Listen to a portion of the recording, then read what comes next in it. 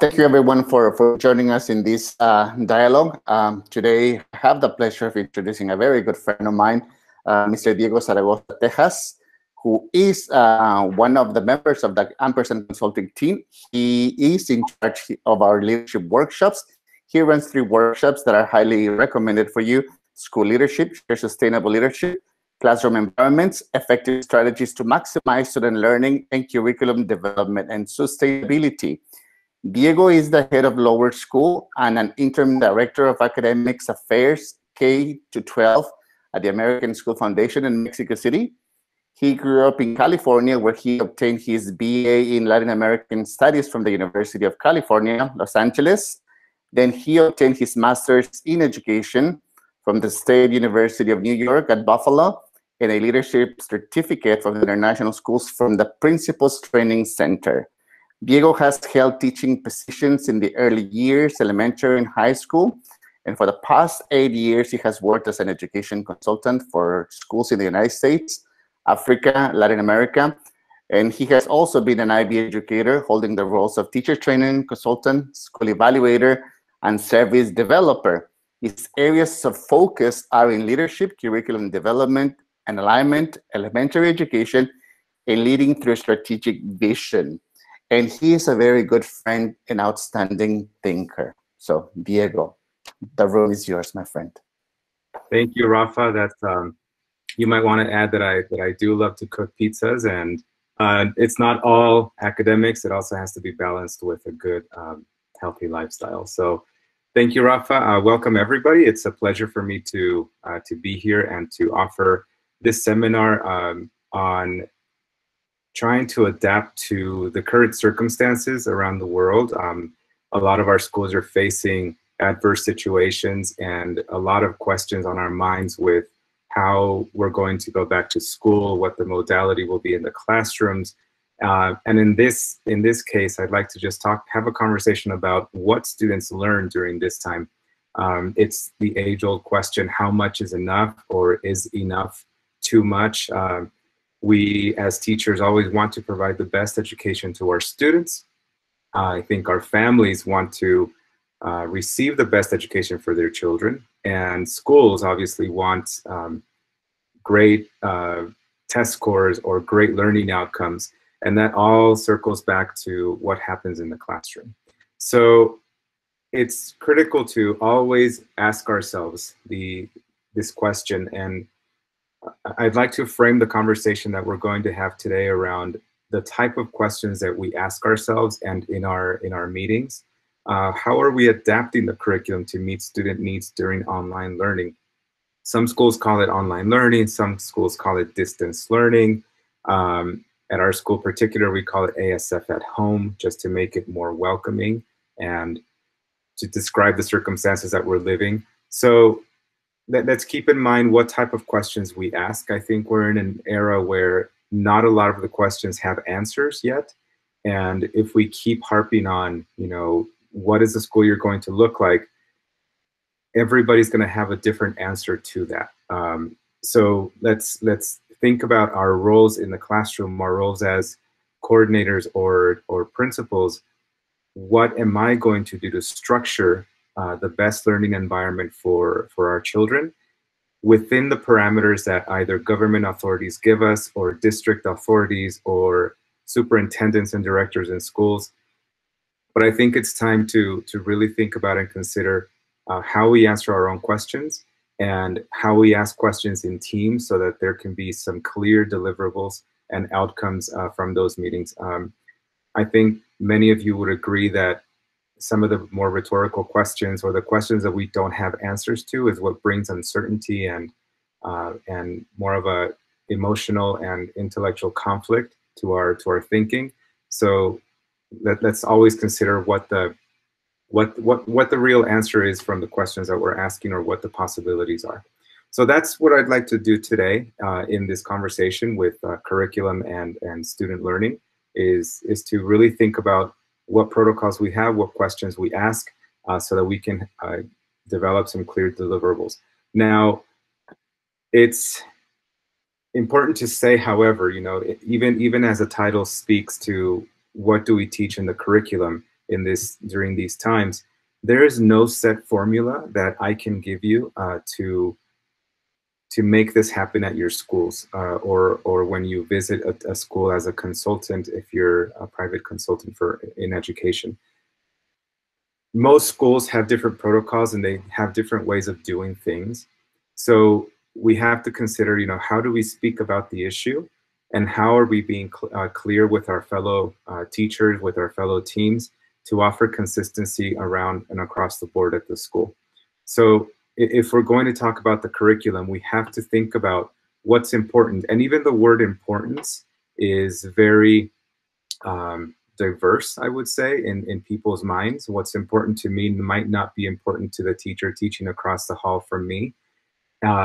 Because, we look at our students, at the makeup of our student groups, we think about the needs of the school, the culture of the school, and what's important, let's say, in schools in Latin America is not necessarily important in schools in Europe or the Middle East or Asia. And certainly if you're coming from the United States, you have the added umbrella of the state tests and or some of these standardized tests that the school holds you accountable for. So the word importance means something different. So like I said, there's no formula that I can give you, but what we can do together as a group, and this is where I'll ask for your support in, is let's have a dialogue about how we can do things. Right now, I'm also giving a workshop online on leadership, middle management leadership in schools, the grade level coordinators, the department heads, certain leaders that aren't necessarily classified as leaders or don't fall into the pay grade of a principal or a director. However, these people do establish culture and they establish the context of how to run a school effectively. So these people are critical in driving the importance of how curriculum is mapped, what is mapped, and how we assess curriculum. So this is where I ask your support today. Let's have an open dialogue. If there's tension in your schools or the way that things happen at your school, this is a safe space to open up about it and let us know so that we can collectively come up with some suggestions, some strategies, and just basically to share ideas on how to create that culture of deciding what we teach in the curriculum. So again, I can't state enough or emphasize enough the importance of how we speak and the language we use to offer that clarity and consistency to our teams. Any comments at the moment just about what I've said in terms of the structure of the conversation or hopes and dreams from this conversation? I'll open it up a little bit, a few minutes.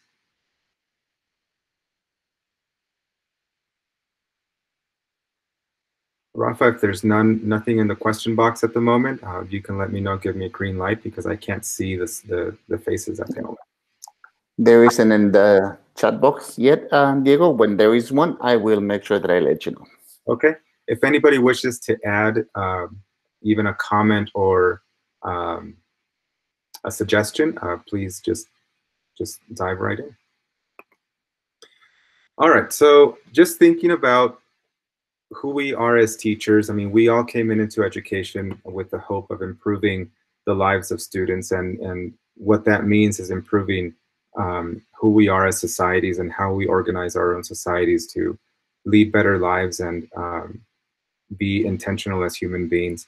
And we all see different makeups of students around our classrooms, different realities, different stories, and each student comes in with a different historical background or ethnic background or language diversity, but they're all there for the same reason, and it is to receive an education. We have to consider that how we plan in our classrooms and for our curriculum, it needs to meet the needs of all students. And this is something that's complicated for us as teachers to hear, is meeting the needs of every student. Yes, every student is different and every student needs and has different needs. And that's why I wanted to include, and I'm not an expert in special education, but I have worked enough with special education programs to know that students in SPED programs can thrive depending on how we plan, how we're intentional to meet their IEP goals. And I want that to be part of this conversation as well, because directly or indirectly, we do come across special ed students in our classrooms. And we always have that that few groups of teachers that struggle with how to teach special ed students and to meet their needs. However, it's not, it doesn't have to deter them from thinking outside the box when they're planning their lessons or planning their outcomes. It's just taking a different approach sometimes. And what's important here is to group and regroup students depending on the concept that you're teaching, the discipline you're teaching. So let's keep that in mind, that we're going to have different makeups of students in our classrooms, from mainstream students to special education students. And what's very important is the language diversity in our classrooms, whether it be Spanish, English, or in an international setting where you have sometimes, you know, up to 12 different languages represented, but you're teaching in English, so to speak. So that is also something to consider in terms of ELA approaches and the type of vocabulary we use in our classrooms. And we'll talk a little bit about not necessarily using the same language always. We do have to consider enriching the language experience of students. So let's bring that to the table. Also, in any point in time during the conversation, how language plays a key role in how we plan, how we select certain standards to teach, and the actual learning experiences that we offer students in the classroom. So the planning process, you know, we always think about what am I going to teach this week or this month or even today sometimes if I didn't like my planning the day before or the week before. And we have to think about all of the different aspects of teaching that teachers have. There's always that conflict of we have too much on our plate and we have to cover the entire curriculum because the district mandates it, or the cluster of schools that I work for mandates it. However, in these times that, you know, we're doing online learning, distance learning, we have to consider that our students are also in a different reality. They are at home most of the time, in most cases at the moment. They probably have different or adverse circumstances at home with regards to their learning space. They might have a proper space, they might not have a proper space. And what we do from home, sometimes locked up in your bedroom or in your dining room, is very different for students that might have siblings that have smaller spaces they live in, or they don't have the proper help at home, support at home to get them through a lesson.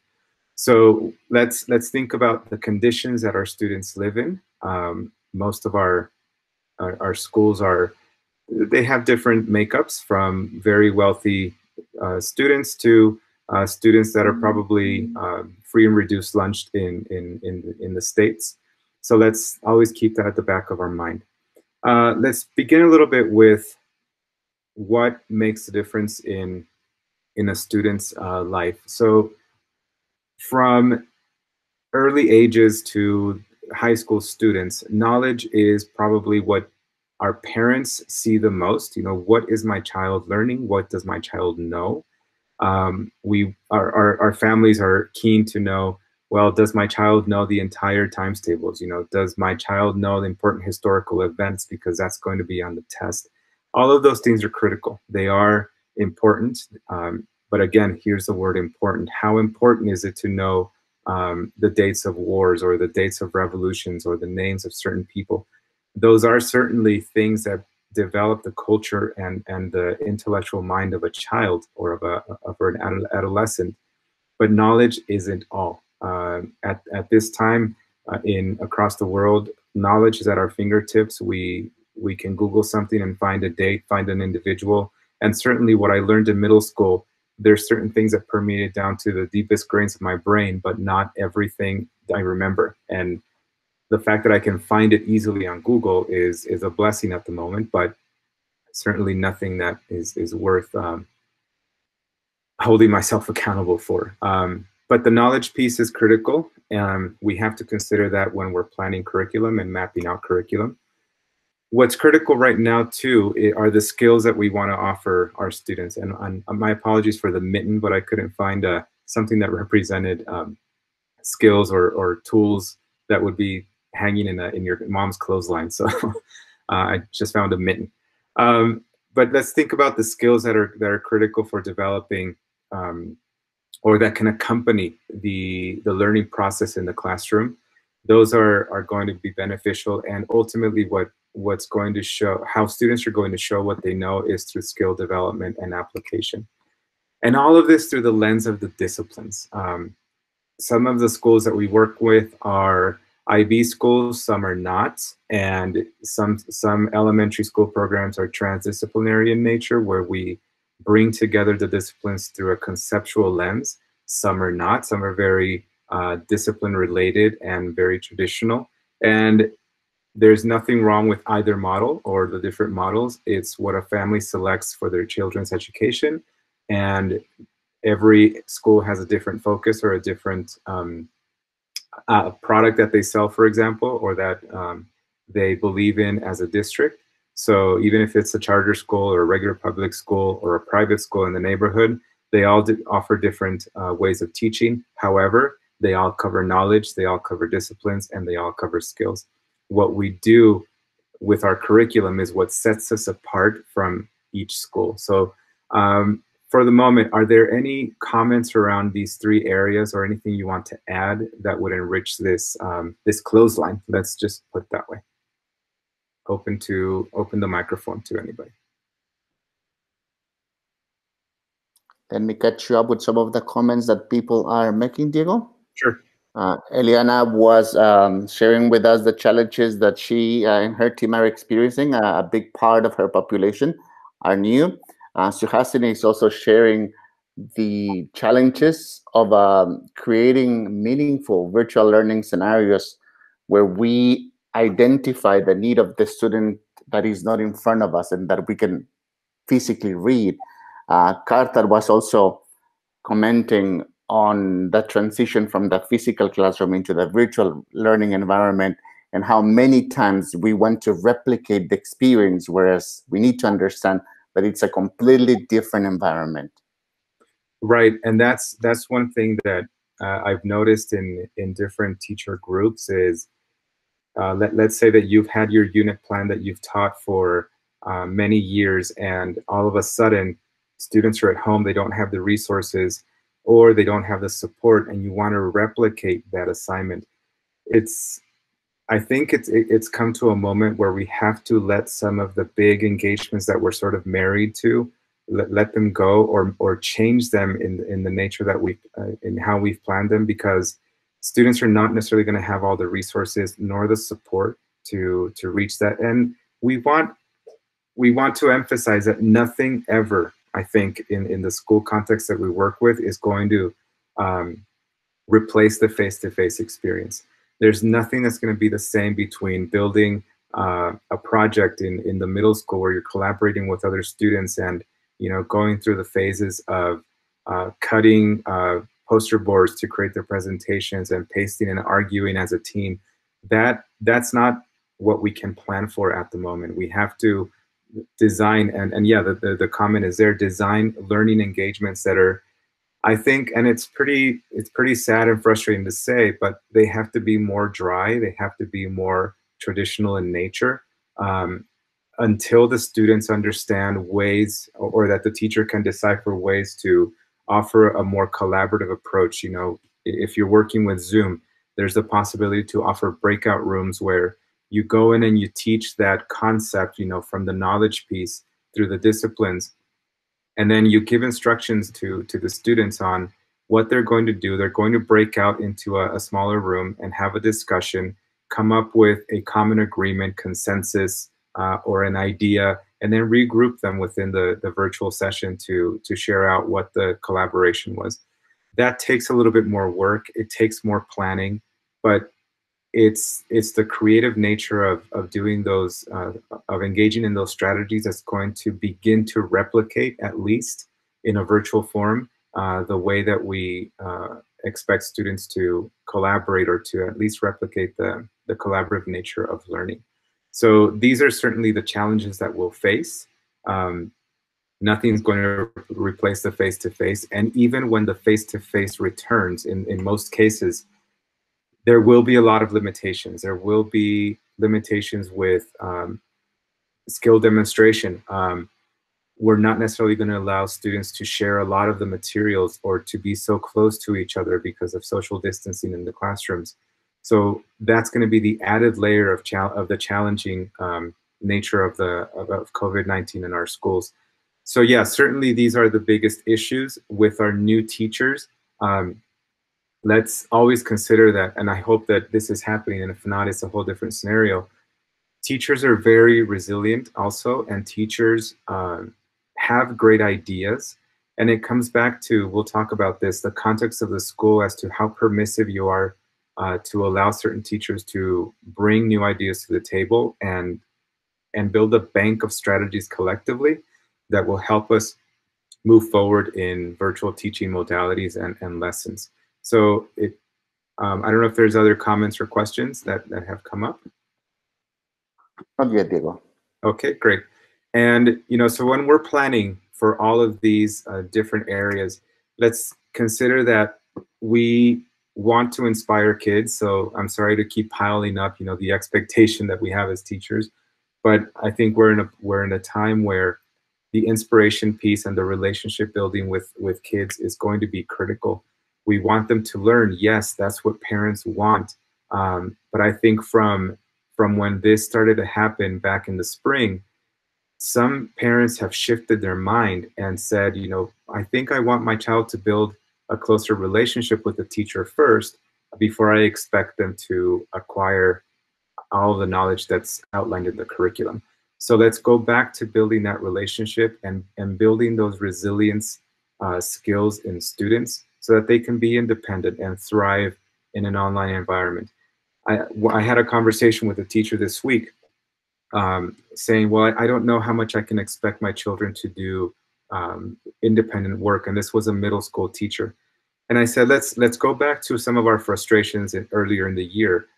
Teachers needed to adapt to technologies and learn different platforms and depend more on technologies, while students who are natural technology immigrants have deciphered, the platforms have deciphered how to use devices, and they're more technology literate than we are.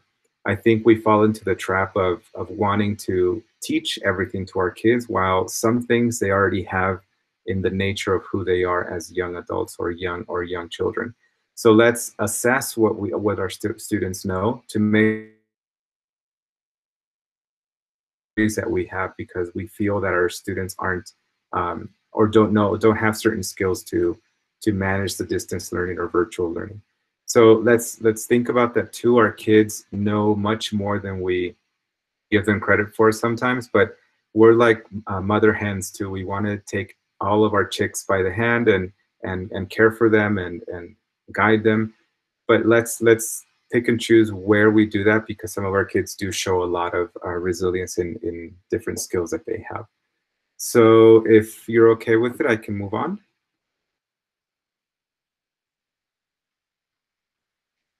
Rafa, is it okay if I move on?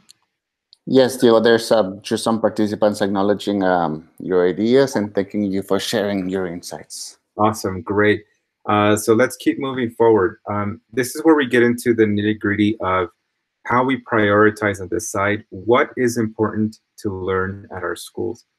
Like I said, let's keep in mind there's no correct formula for this, but what we can do is inform ourselves as much as possible.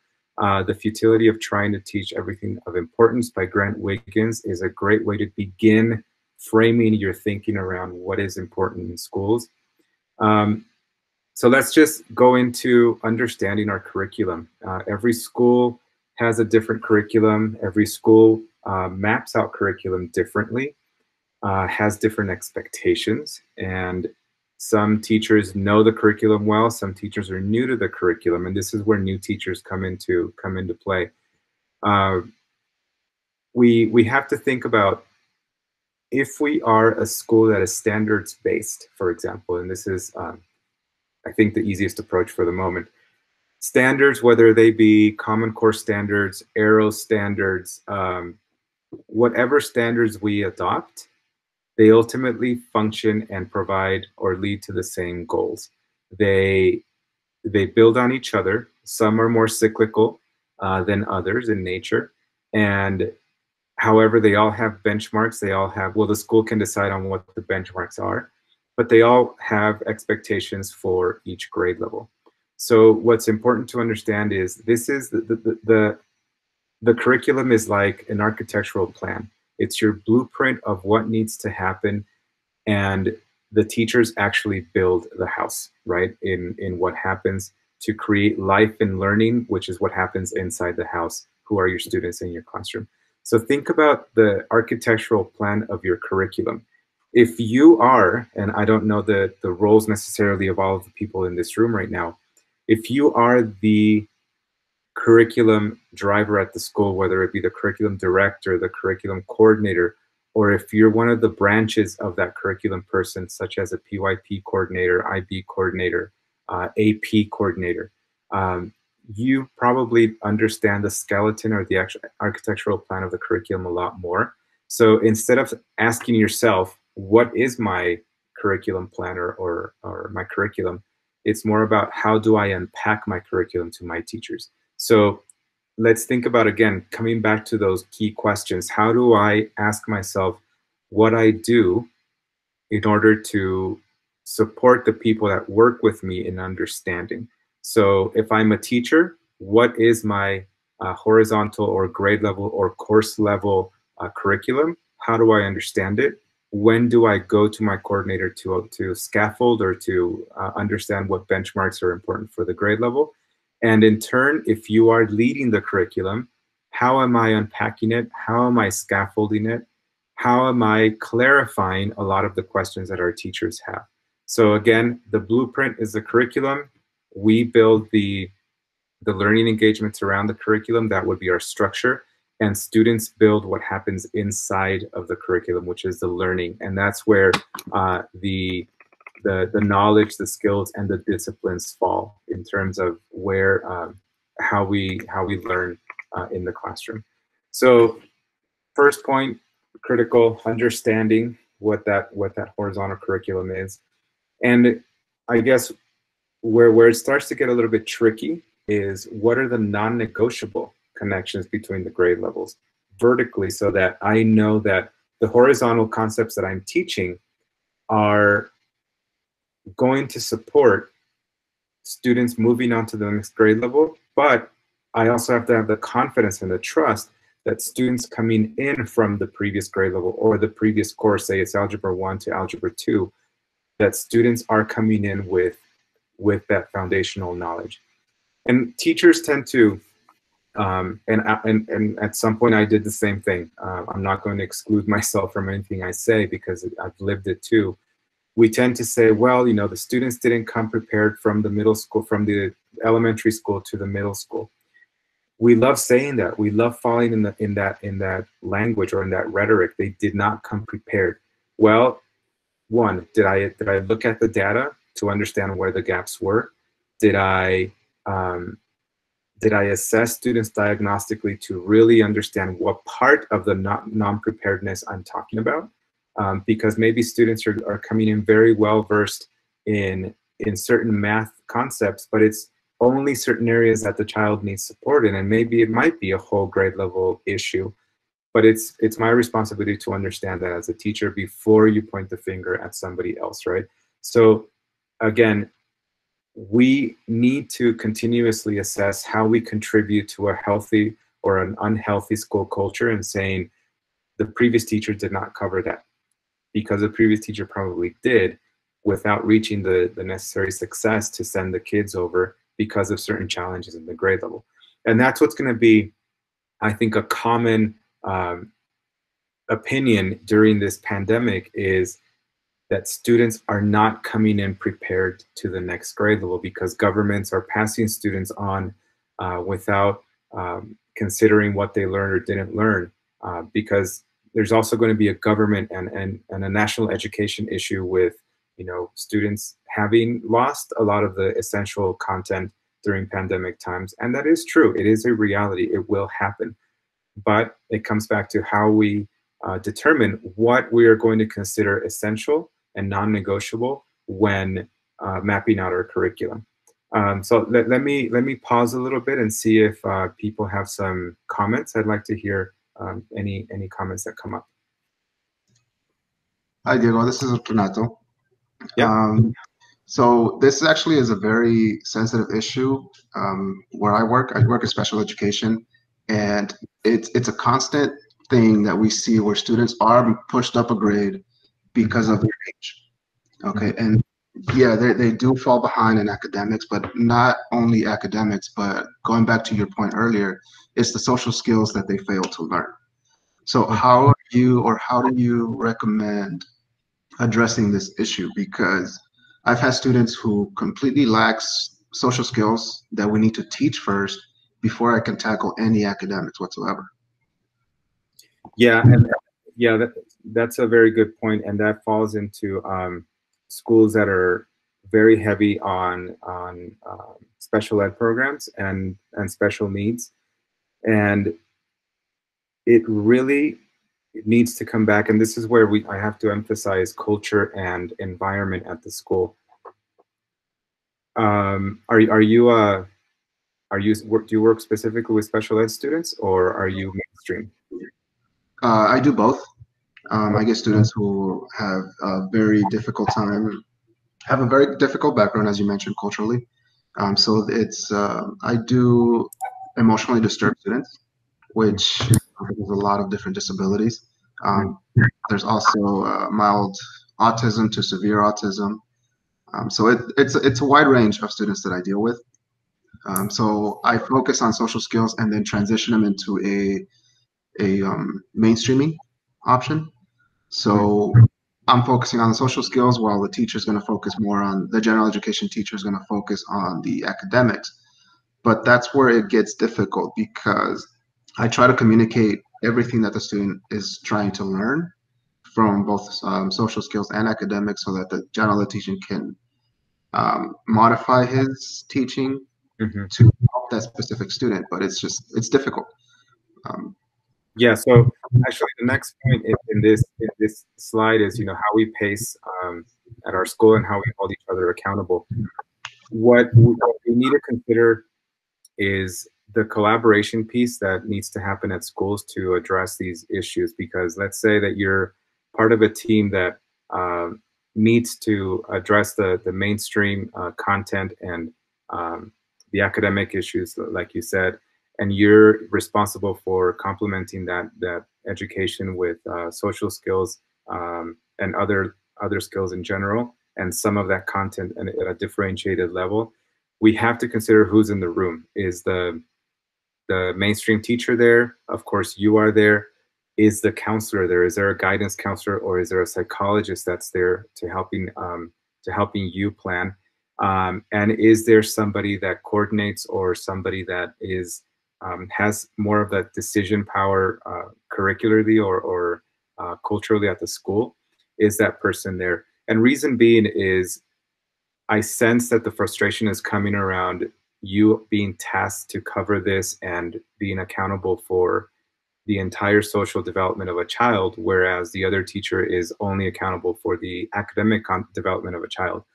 This needs to be, I think, spoken about, because we are all responsible for the well-being, the social skills, the interpersonal skills, the communication skills, etc., of students alongside the academic. So what we are planning and how we hold each other accountable in these teams is more about culture and more about environment.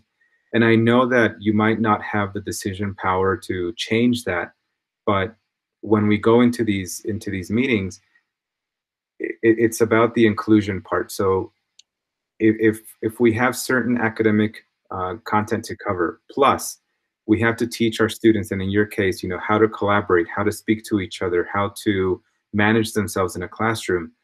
Let's be inclusive about it. How do we, as this team, how are we going to teach this, regardless of the makeup of the room or who teaches the students what? So the culture needs to come back to inclusion and to holding each other accountable to teaching these skills, whether it be soft skills or hard skills in the classroom, in all areas. So I don't know if that's the culture at your school, if you're collectively meeting to build learning engagements for students, or only to report back. So it all has to begin with the collaboration in the meetings to have common goals and common accountability points, so that you're all coming back after a certain time, let's say 1 week, 2 weeks of instruction, and measuring what worked and what didn't work based on the planning that you as a team collectively developed and assessed.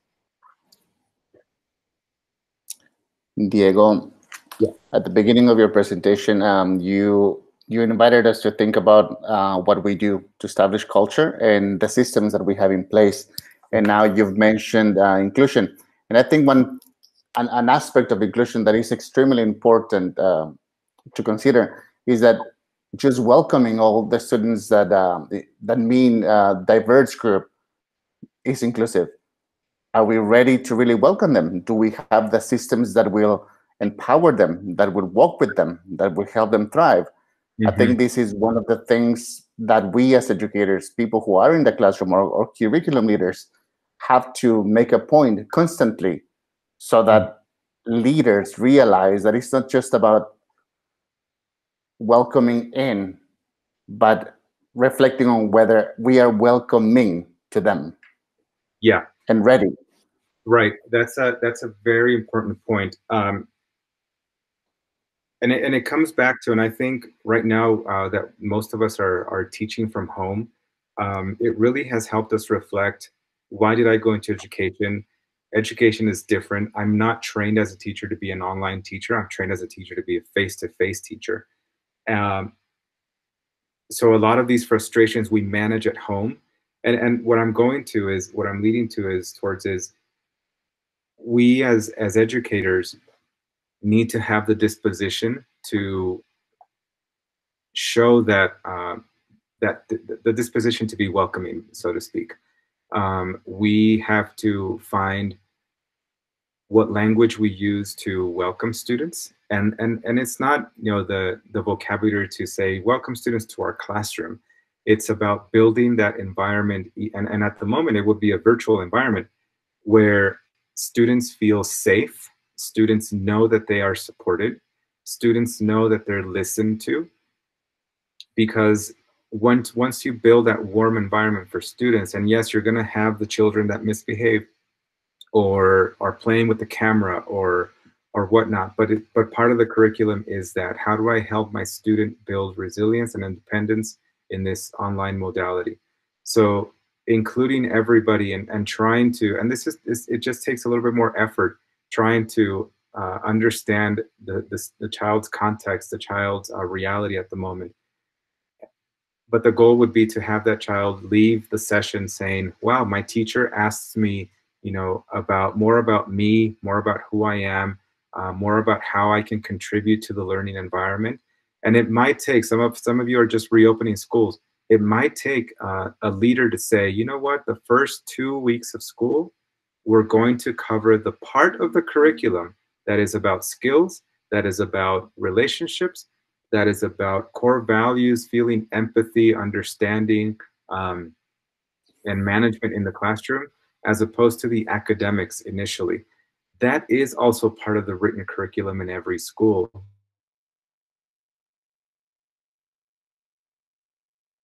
On knee deep into the curriculum, into the academic curriculum. And a high school student might be a little bit different, and I'm talking about mainstream or an IB course or an AP course, where these students are trying to get very high GPAs or trying to get into the best universities that they can to meet their talents.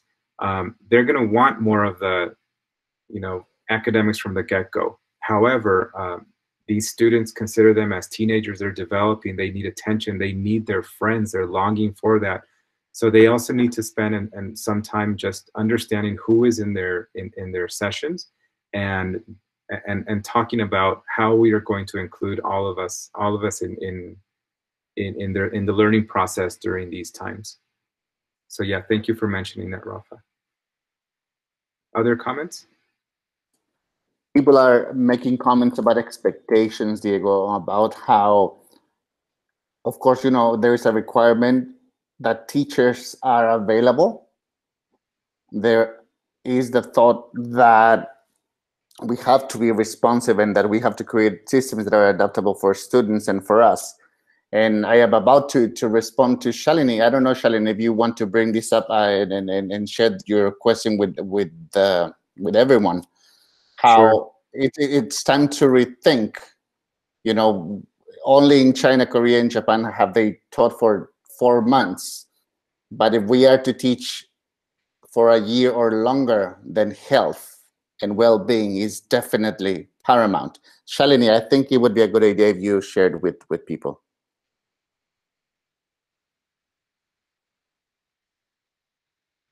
Shalini? Thanks, Rafael.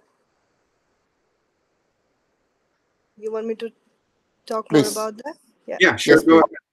Yeah. So, my own concern is that obviously we are talking of well-being, right? And we are talking of well-being of all individuals, all stakeholders in the process. So obviously, when it comes to teachers, I think the school organizations, the leaders need to understand that teachers were already bending backwards to do whatever possible they could do in classrooms in any manner because they're passionate about it. The moment you start to enforce this, it becomes a resistance. Mm-hmm. Right? And I think there has to be some way of communicating this to the leaders, that they need to look at it from the side of teachers as well. Yes, we are absolutely working only for student welfare. That is undoubted. We have to be on their side all the time. We need to understand how they are learning the best. It has to be that always. That was our bottom line for everybody. But right now, to expect that the teachers will be 24/7 on the job, we get calls at 7 o'clock in the evening to be in a meeting with our teams, to be working on something, present something at 8 in the morning because we were expected to do that in that 1 hour that we sit down, which is never an hour. What I'm trying to say is it's just overworking the teachers a lot. Right. Yeah. No, that's amazing that you bring that up because it's we can talk about protocols and all this stuff, and we hear it day to day at our schools. But this is sort of the unspoken because of either, we feel lucky to have our jobs because schools are losing enrollments and we don't want to be too noisy, so to speak, or cause any sort of commotion or conflict at school. I mean, there's so many different reasons why you wouldn't bring some of this up. And I'll just tell you what I've been reflecting on because I manage K-12 curriculum at my school, and a lot of this falls into what I'm doing. So the approach that I've taken and has been, when I started the pre-service this year and ended last year, was being just very thankful and appreciative of everything that we did. Obviously, there were slumps, there were obstacles, there were challenges, but we managed them to the best of our ability. And if we lost a family, we lost a family because they didn't like our response or our approach, and that's okay, right? But what I started doing in my approach is I started going into different grade level meetings to just listen. And I would go in as they would open, listen to the objectives of the day, and offer a small Q&A for about 2 or 3 questions because I know teachers have too many questions and that I don't want to take up the entire meeting. And just to listen to what some of the bigger concerns are. So I learned quickly that the first meeting I had, or the first 2 meetings, teachers had way too many questions. So what I started doing is collecting questions beforehand, finding the patterns and finding the big ideas, and then talking to teachers in a more structured environment. But what I came up with was everybody in the school's responsibility to take on something. Teachers feel overwhelmed. They are overwhelmed. I don't want to say feel because they are. That is a reality. And leaders need to look at what they do to take some of that load off. And it doesn't mean let me shave off the curriculum for you. That's not the formula for this. But if we are teaching skills, if we are teaching content, if we're expected to teach the values of the school, then leadership team members need to consider how that is communicated in their communication to families, so that it's coming also from the leaders, and teachers can back off a little bit. How is the physical education and health departments covering some of the nutritional side, the physical fitness, addressing balanced lifestyles, so that it's not always coming from the classroom teacher? How are leaders holding other teachers accountable that are ghosting, for example, that are not pulling their weight? And essentially, how are families being tasked with covering some of that content as well? Organizational skills, we have been very clear in expecting families, clean off a space on the desk, organize it with paper, pencils. We also need to show families that that's what they're expected to do in order for us to be effective. So once you start distributing a lot of that curriculum into the different areas of learning, say the families, PE teachers for that matter, leadership and how they're communicating and how they're addressing teacher concerns, it begins to feel like the load is less. Because then it's more about, okay, everybody's contributing to this, and that's the culture that needs to be happening. That's the environment that needs to be happening. Now, in the course I'm giving at the moment, I had a comment saying, well, I have a director that's very much a boss and gives orders and doesn't lead by example, or doesn't lead by coming into grade level meetings. It's only orders. Well, that's going to be a very big challenge. I can't say the opposite. But the impact that we're going to have is going to be in our meetings. What are we all doing? What is our responsibility for each one? And that eventually is going to permeate up into leadership. So I don't know if that helps with your tension, with your thoughts. It does. Yeah, thanks so much. Okay, sure. So yeah, keep the comments coming. Rafa, are there other comments at the moment? No, Diego. I made a comment just to summarize what you were saying. I wrote, and I quote myself, what Diego is pointing out helps us see what really is curriculum, which is not just content and skills, also values and dispositions. Yes, everything that we publish as a school, say that, our banners, we love to have pretty banners coming into our school saying that we are resilient, we are curious, we are understanding. So that makes us, the whatever city hawks, right? As thinking about a high school. Because it's writing, because it's what we profess to the community, that becomes our curriculum. In our planners, once we start thinking about, well, I'm going to teach double-digit addition, and I want students to think about the process, you're already thinking and alluding to teaching thinking skills. So that means that we have to teach the skills, not expect students to have them, right? So anything that we start to put in writing becomes our curriculum.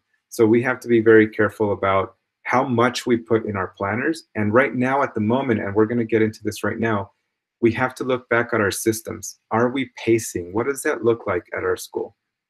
How are we mapping out what we teach?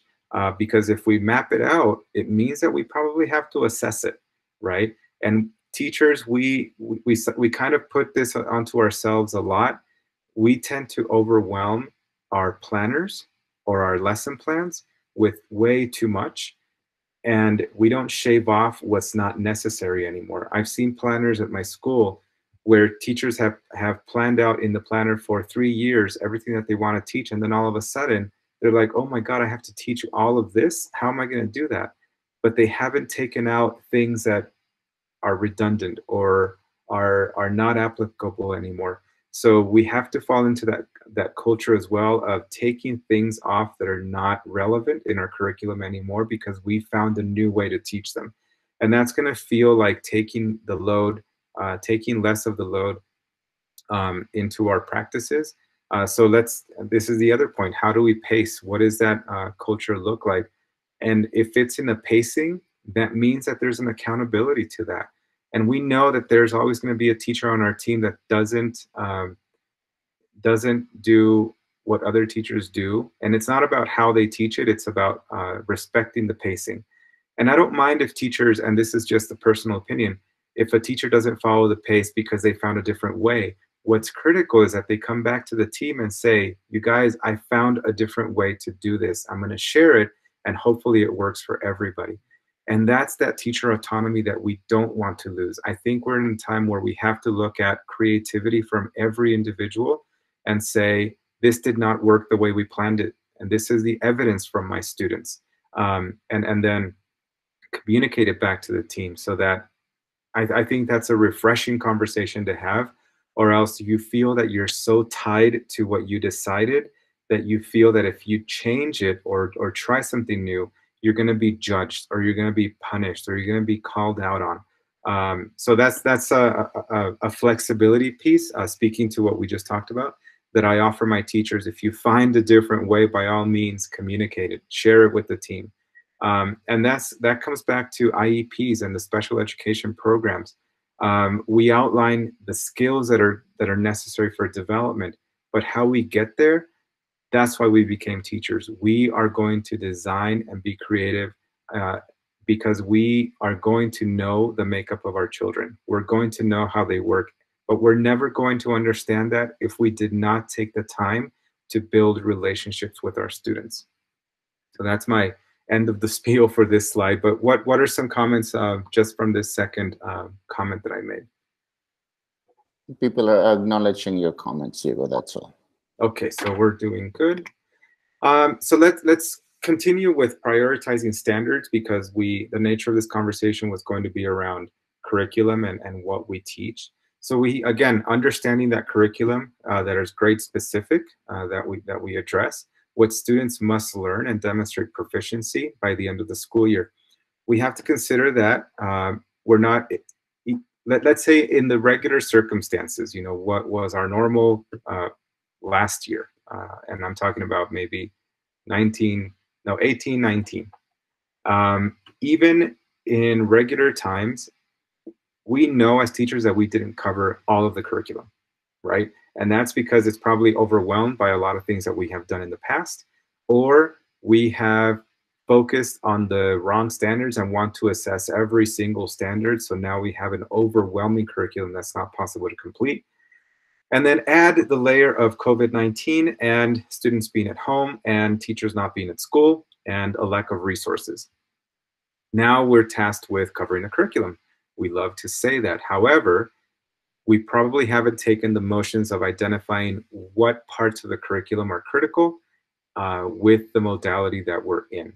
So what's important is to understand your horizontal curriculum for those of you that are teachers, grade 4, for example, or the Algebra 1 course in high school, and identifying what is critical to demonstrate proficiency in for the following year. So what I'd like to understand is what schools are doing or how they can do this. And it comes back again to the collaborative nature of the school and asking ourselves the right questions. What standards are going to be priority and what standards are going to be supporting? And I have an example here actually with a 6th grade math example.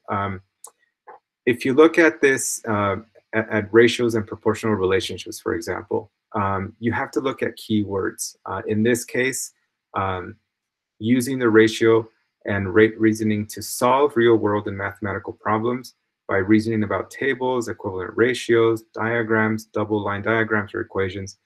In this standard, we expect students to use what they learned to actually solve the issue. If I choose that this is going to be a priority in my 6th grade curriculum, then I have to go back to the standards and say, which standards do I have to teach in order for students to use that understanding?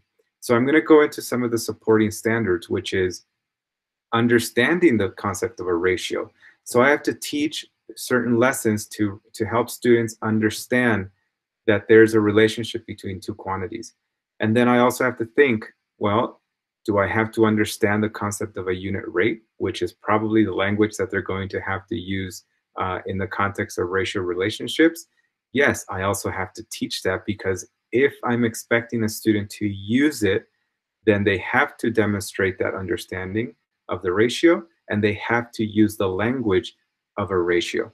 So it's not just about picking the one standard, it's about picking a cluster that's going to be effective for my students, to one, demonstrate the grade level content knowledge, and two, because I know that in 7th grade, this is a critical standard that needs to be understood foundationally before they move on. So the conversation needs to be there, and it doesn't necessarily have to be the teacher, the 6th grade teacher talking to the 7th grade teacher. That's why we have a principal, or that's why we have a curriculum coordinator that's going to facilitate those conversations in a different modality, so that not all of those teachers are having that conversation, because I think your time can also be used in a different way planning these lessons, and that's our responsibility. So just going back to that, how do we do this? What is the current protocol? And this is, I'd like to open the floor just to understand what different schools do to follow this motion of prioritizing, clustering, and communicating between grade levels to ensure that we're actually getting a continuity of curriculum in the different grade levels. So what are some of those strategies that you use at your schools?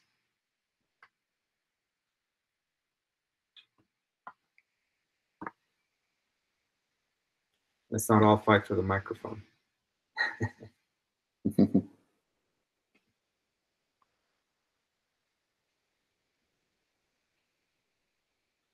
And if it's not a strategy, it could be an idea, or maybe you have a great idea that wasn't necessarily listened to in your meetings, or that your curriculum coordinator didn't acknowledge.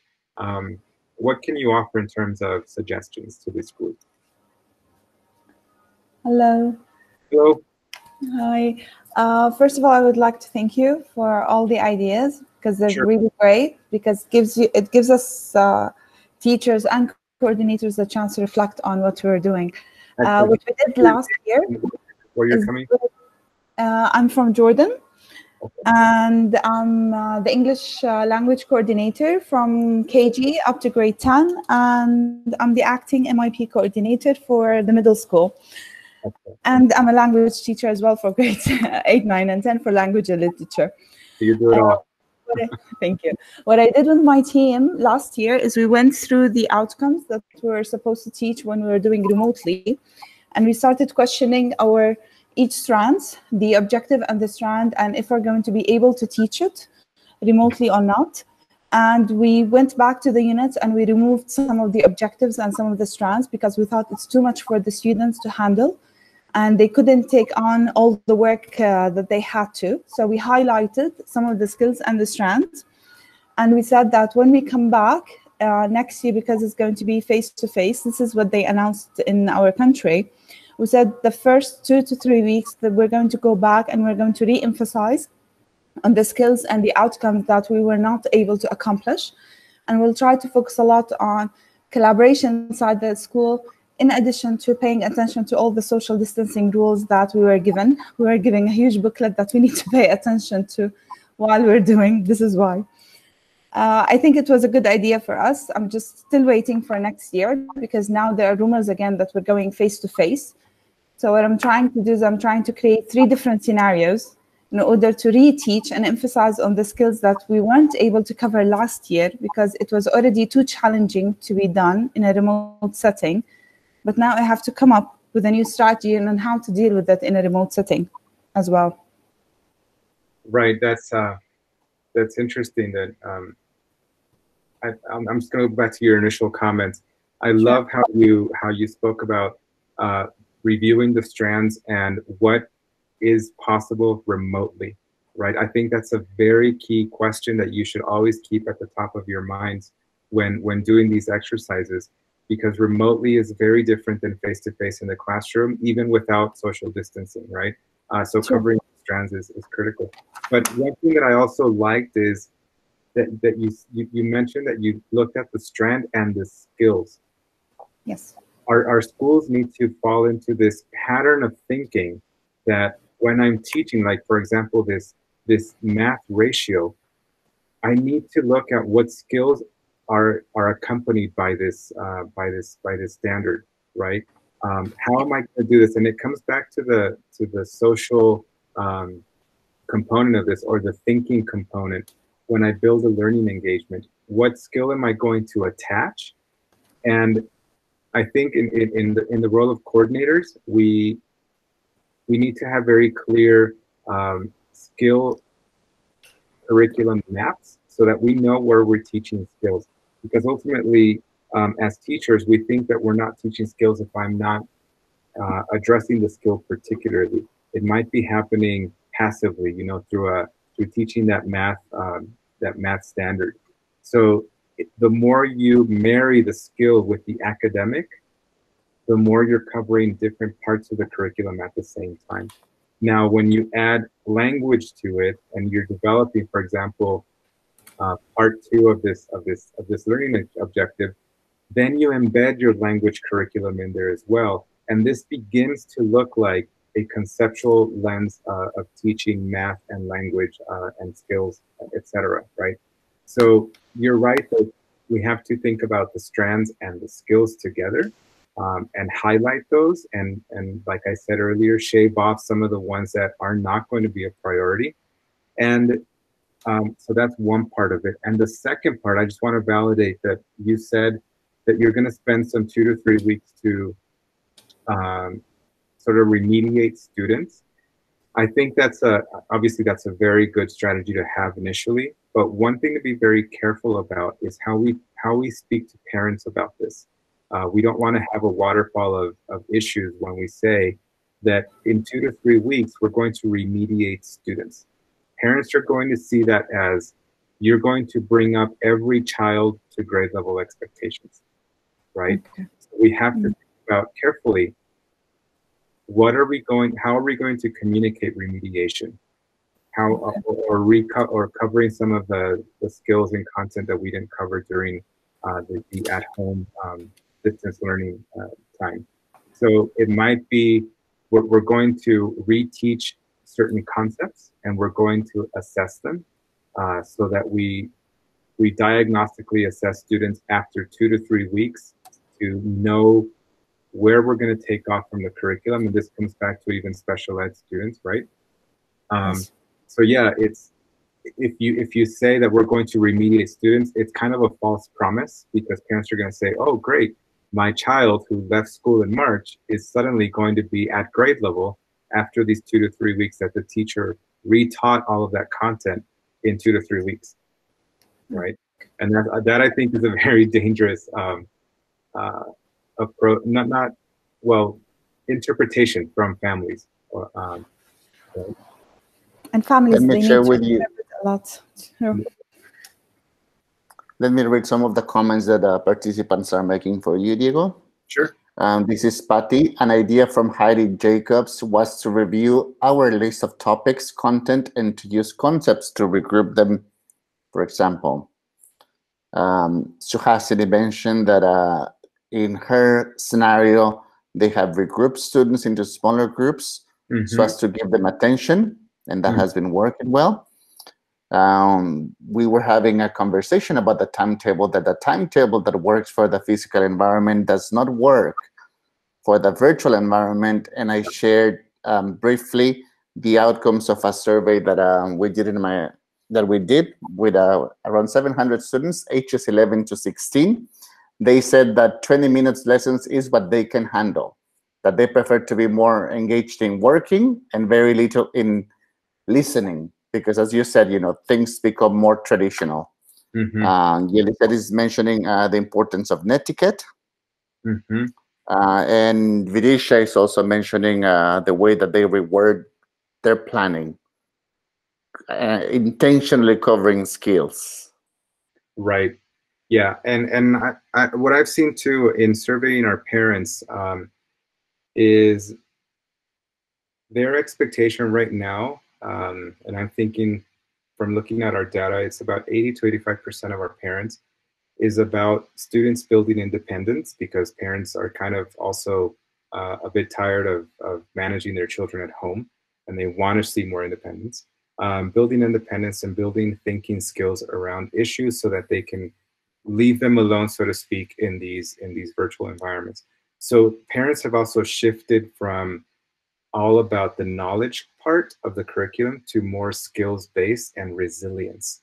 I think that the experience to a certain degree has humbled us in teaching us that we have to be more appreciative of life, of relationships, of what we had before in comparison to what we have now.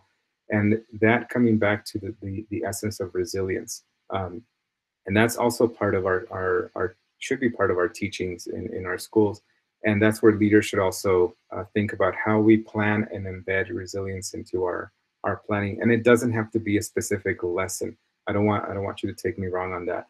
It can be the tone that we have with our students, how we talk to our students, the types of questions we ask our students. So going back to Renato's piece and the social piece, it's you know, when you're building those relationships with students, you know, asking them, you know, talk me through how you're organizing yourself at home. Talk me through if you're having a problem with your parents, how are you talking to them? What kind of language are you using? With the mainstream teacher, you know, are you behaving and committing yourself to learning the same way that you're doing with me? Or tell me what's different about that relationship. So it's kind of a holding now like a therapeutic lens to understanding our kids, but all of our kids have different things to say. So that that resiliency is critical as well. So yeah, thanks, Patty, for that comment. I wanted to just give another example. This would be a grade 5 reading information text.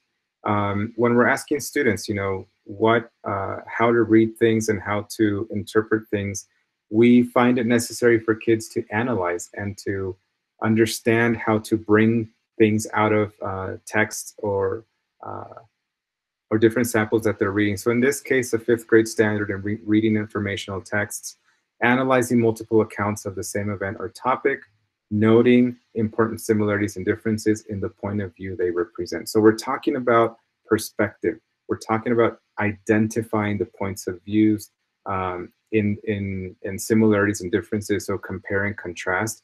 So the skills that would be associated with this standard would be, you know, even like thinking charts or Venn diagrams or something. So even through a virtual modality, when we assign this, show the example of what you expect, you know, or, you know, have students share, you know, I can do it in a different way. Great, I'm going to give you guys 30 minutes outside of this virtual session, and we're going to reconnect after 30 or 40 minutes, and I want you guys to show me how you're thinking through this. So you're talking about organizational skills, mapping skills, interpretation skills, etc.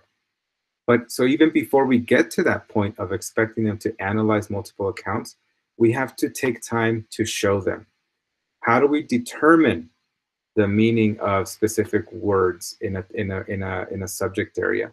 How do I explain what the author is saying, or what evidence of that text am I picking out to support my idea or my perspective?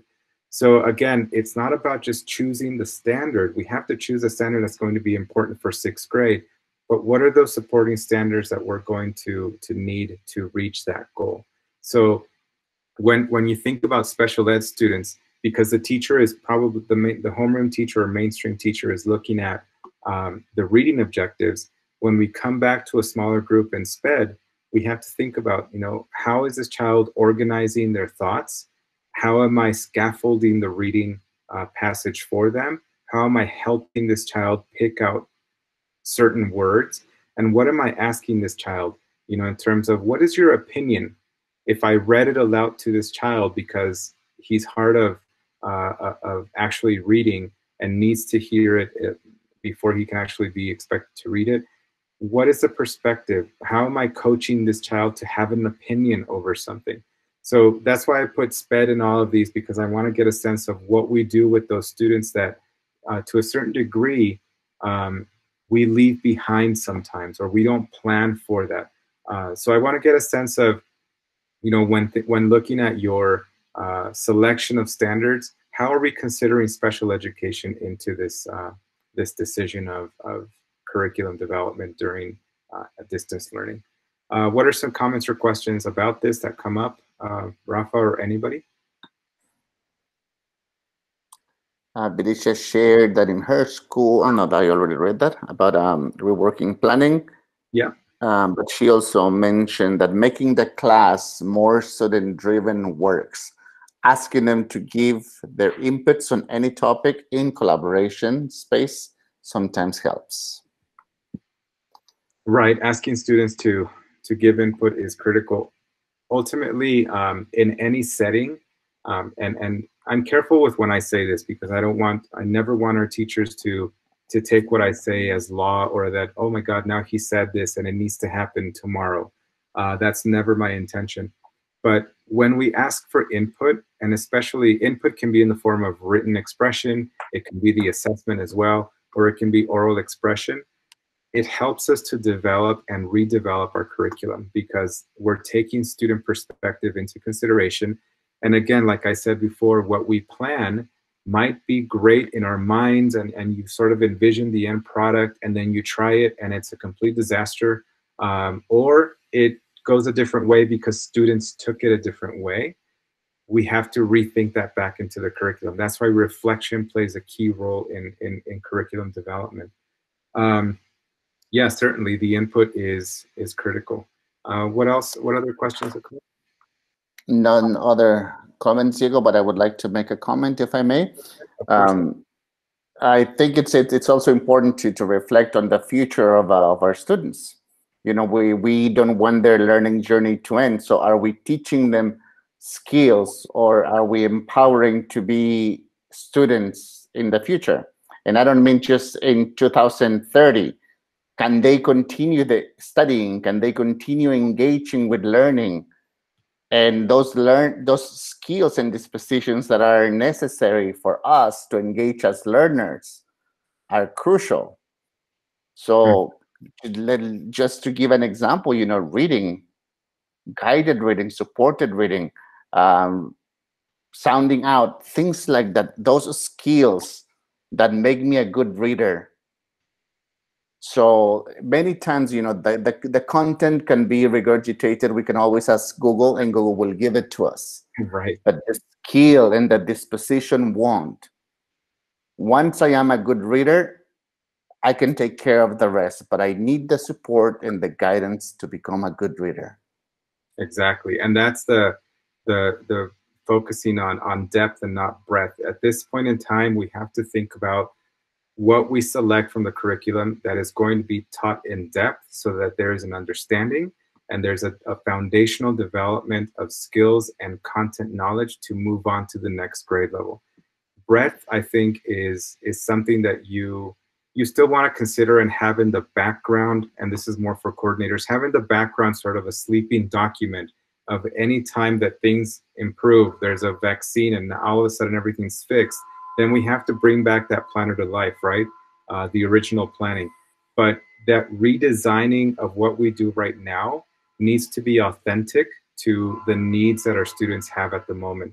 And accurate in terms of the feedback that we're getting from students, so that that input that students are giving us is going to represent the authenticity of how students learn, provide accurate data as to what the experience of children is during this modified curriculum time.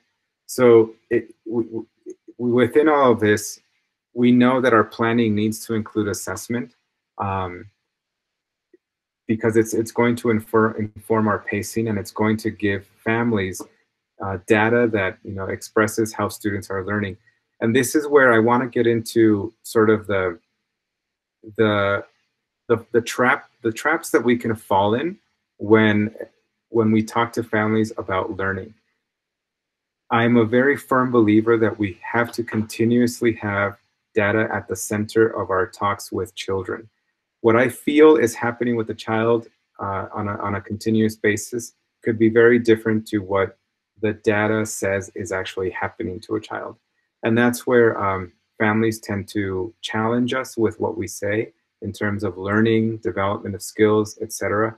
Let's provide those exemplars. Let's provide those evidences of learning that is going to really inform the conversation with families. So I wanted to get into a little bit of the common questions and defining our collective answers of what these things happen. You probably all heard by now parents say, "This year is lost. What will you do to ensure that my child learns?" They love saying that this year is lost, but no, it wasn't. I mean, we continue to teach our children.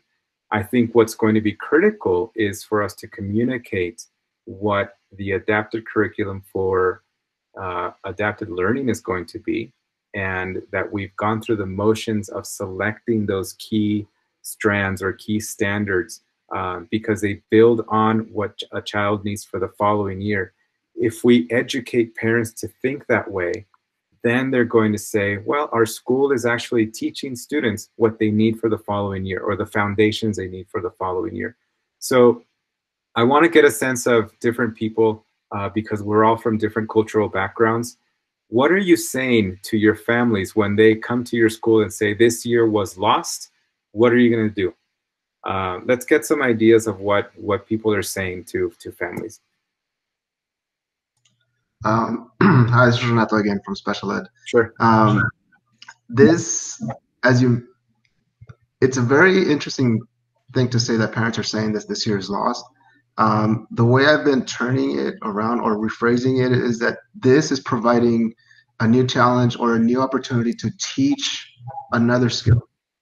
Okay, this is not something that we see regularly, and that's great, but this has now shifted things into a different perspective where students need to learn specific skills in order to function in a situation like this.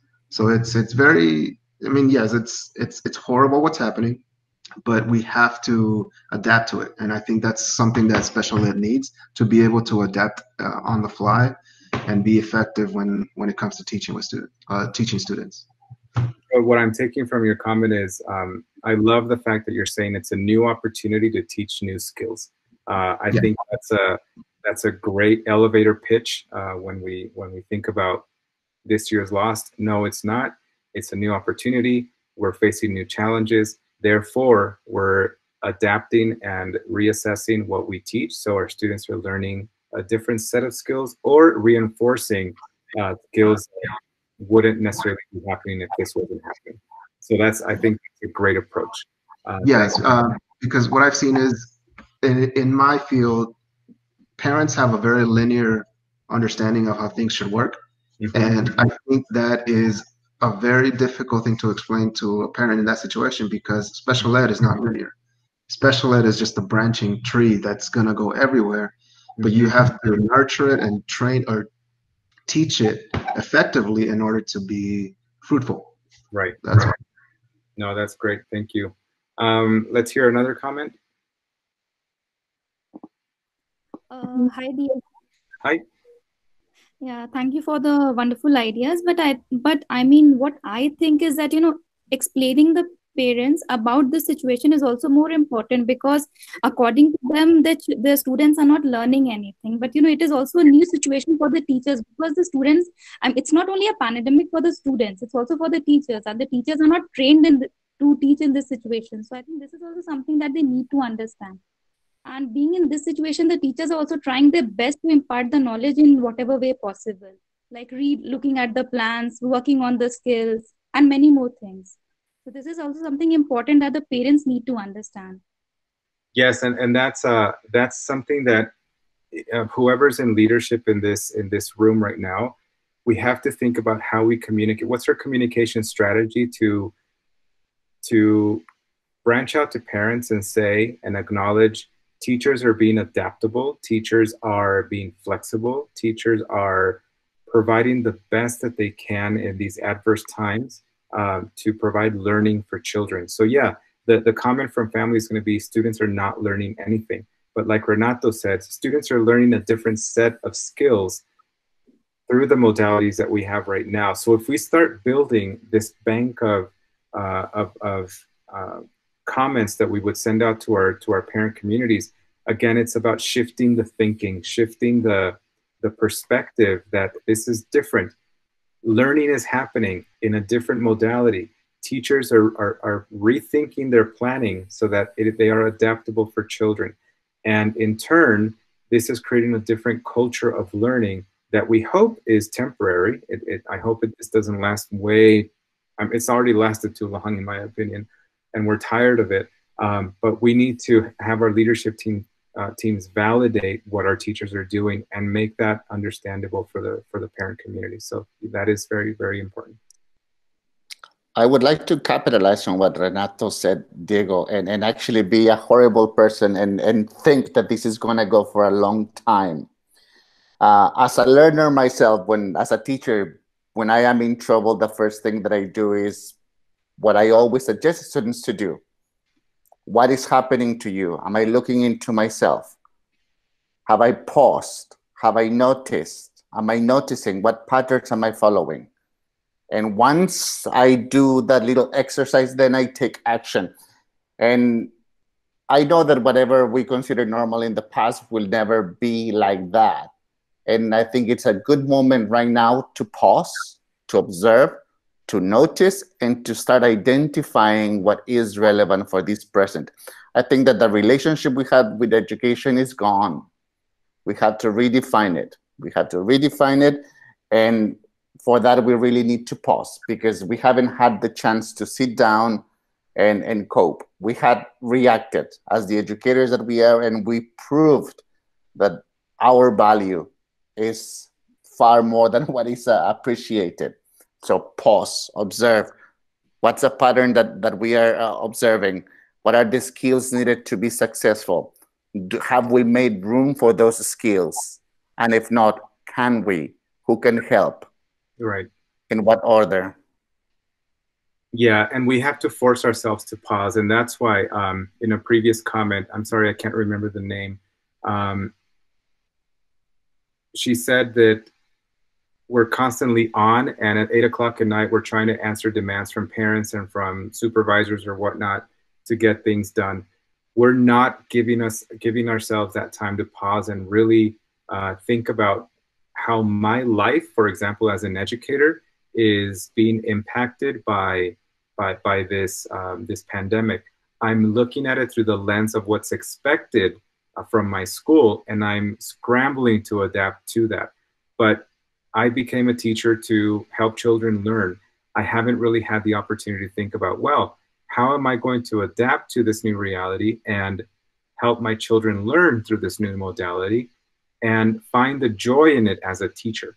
And that's why we have to set sometimes those boundaries to oblige ourselves to pause. And so I think that on a personal level, you're very on target, Rafa, with giving us I think it comes back to forgiveness, forgiving ourselves to just say, yes, I'm going to take time to pause. I'm going to turn off my phone for an hour, if possible. I'm going to not check my email after 4 o'clock, if possible, so that I can observe myself and be in touch with who I am as an educator.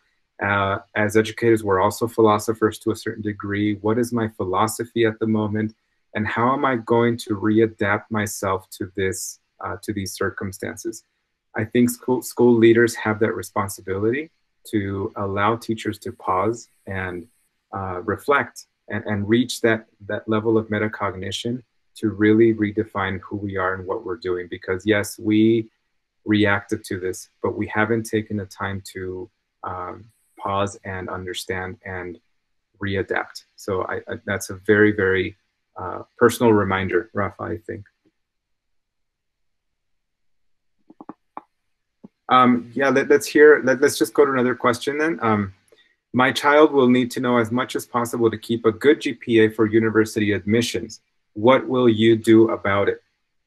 Let's get some comments on the floor for this question.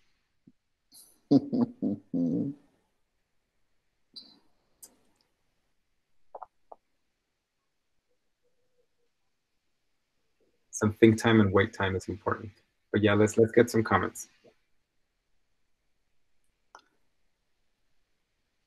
Eliana said, I think teachers' well-being is connected to administration and what is being communicated to parents. I had to adjust from setting deadlines to remove them and allow them to do it. The main students. Yelisette, sorry, is asking, what about teachers' mental well-being? Mm-hmm. But the answer to the comments that we were making, absolutely.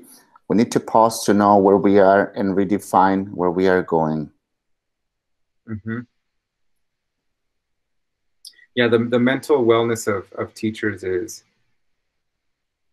overlooked, and if leaders aren't putting that stop time to communication in the afternoons or at night, I mean, sometimes at 11 o'clock, your phone will go off and it's, you know, have you done this, or what about that? I mean, you're not resting. You're not giving yourself that peaceful time.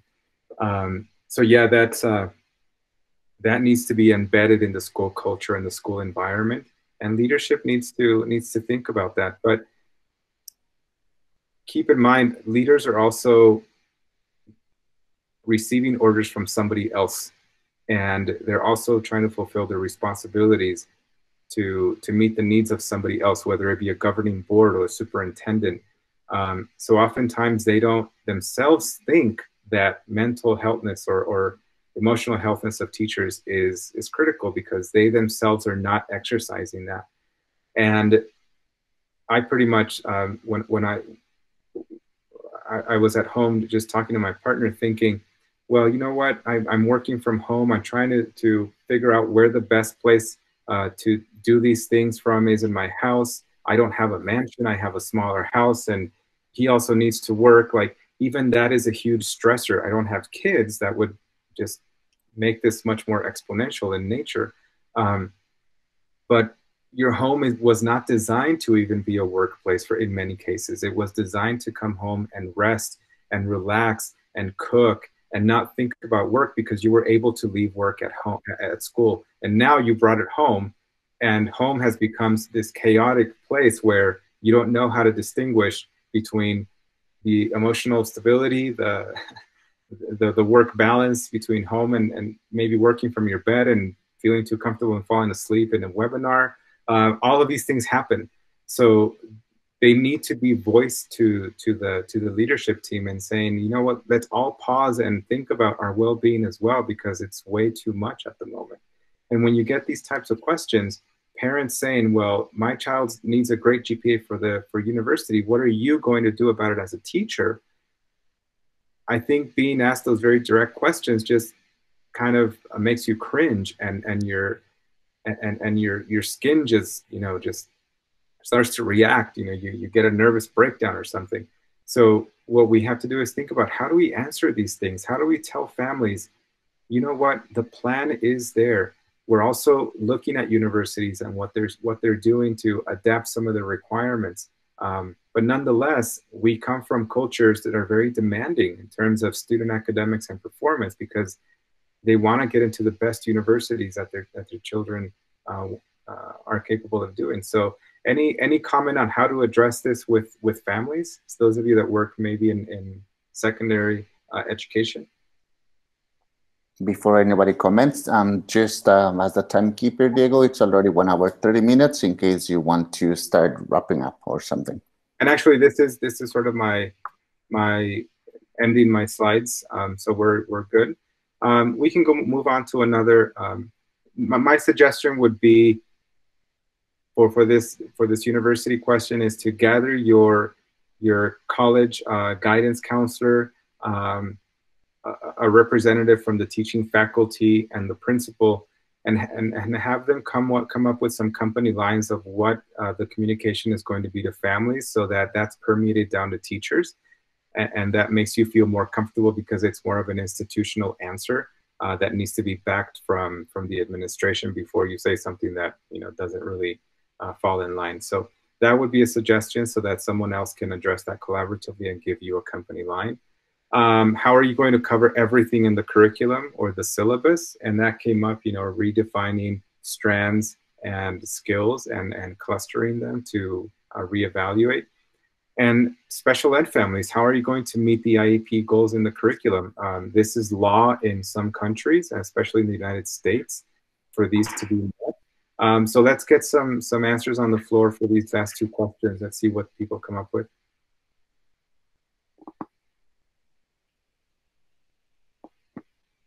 or any comments? There are no comments yet. Okay. Rafa, you want to chime in on any of these as the wise man that you are? I am not the wisest man necessarily, but what I do think, I stand by what I said before, Diego. If families want their children to go to university, they need good learners to go to university. They need good readers. They need good communicators. Right. They need children who develop awareness of what is good for them. Children that develop awareness of what harms them. Mm-hmm. And for me, it's paramount to educate children not to lose that aspect of humanity. Why would you want them to go to university with content if they're not able to take care of themselves? And while I agree with the 21st century skills, Yeli said, I have never really regarded these things as 21st century. I think they're just human skills.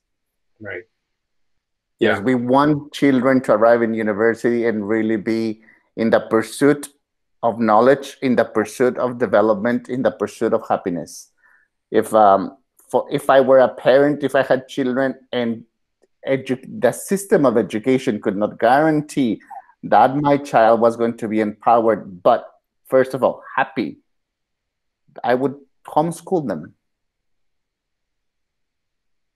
And I think that's where I would like us as educators to kind of direct our energies, to direct our aspirations to the fact that thinking about university all the time is thinking of education and development as cognitive capitalism.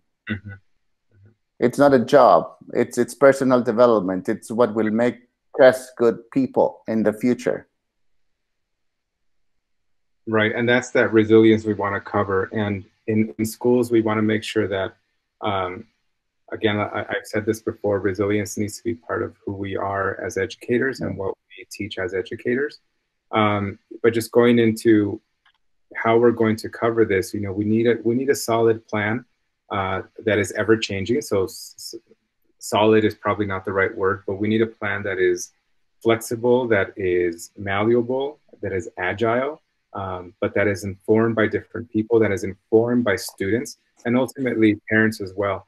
But all of this is a co-responsibility between the educators, the leaders, the families, and the students. None of this can happen, and it cannot be just put on the teacher. And I think that's, in listening to some of the comments, that's a big part of the conflict right now is teachers feel, because it's in our nature to feel responsible and want to do the right thing, we take on all of this emotional burden to plan, to teach, to assess, to deliver, to meet deadlines. Whereas we need to start thinking about this as a collective partnership in the school with everybody involved and everybody being involved in the delivery of different skills, expectations, accountabilities, etc. So when we think about what we teach, let's build collaboratively that prioritization of criteria or of standards. If you're doing this alone, you're doing it wrong. It needs to be with your leadership. It needs to be with your colleague, with the student input that was mentioned here. And always think about what data is used to decide. When we say, oh, the fourth grade teacher didn't teach the skills that I needed for fifth grade, where am I getting that from? What is the diagnostic data that I'm using to make that judgment? If we're not using that, then we shouldn't be making that judgment because we haven't taken the responsibility to read the data too. And data is from an IEP report, a standardized test report. It can be any sort of reports that we get. Student exemplars, for example, all of that. Let's create that culture of data use. And what is being used to measure this accountability? I mean, are we looking at standardized assessments, IEPs, the next grade readiness reports, the benchmarks? Let's ground our conversations around that so that we can adapt, like it was said here, adapt to the really important strands and skills that are needed to teach right now remotely. Curriculum Yes. coordinators, directors, principals, it's our responsibility to cross-reference vertically, to reduce redundancies. That's where we're going to help, and that's where we chime in with teachers in our meetings. You guys don't plan for this because it's already being taught somewhere else. Let's shave it off. Those redundancies are really what causes stress in the delivery of curriculum, because we feel like we're covering way too much. So again, let's focus on the depth rather than the breadth at the moment. And that's where leaders, it's important to have that lens to ensure that we stay abreast of these expectations when developing curriculum. So that brings me to the end. I mean, it's a bit of a, again, there was no formula to this. There was more anecdotal. There was more the going back to rethinking the definition of important. We said the word important a lot during this conversation, but all of us come from different contexts and cultural backgrounds and cultural necessities where important plays a big role. And I think it's a word that is key to use, but it's a very misused word that can cause us a lot of stress, because what's important to somebody else is not necessarily important to me. So it comes back to consensus.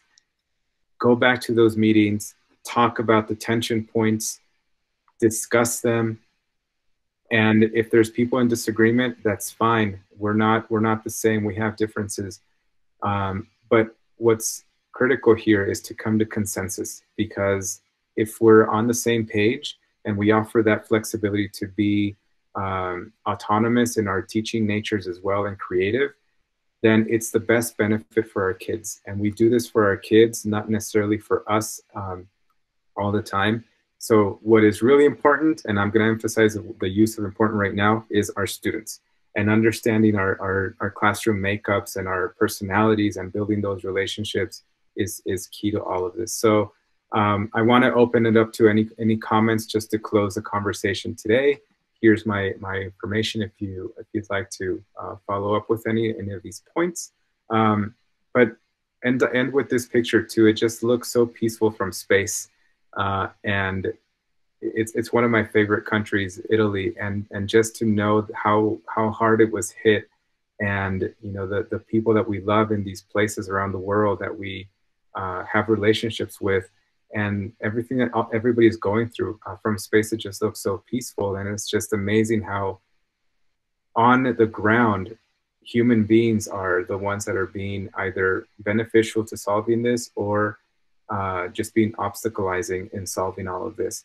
And it's our responsibility to educate this generation of children, whether it be the kinder generation or the lower school generation or the high school generation, to have these skills to solve these issues in a more peaceful way, in a more targeted approach, to think about and consider human nature as what makes us the same as opposed to what makes us different. So that's why I wanted to have this image. Earth is beautiful, but on the ground it sometimes is messed up. But yeah, any closing comments from this group?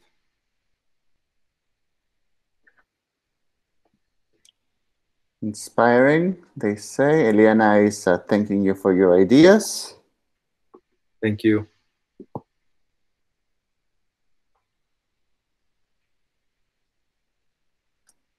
Insightful, Yeli said. And with your permission, everyone, I am going to finish the recording right now. Great. Thank you so much.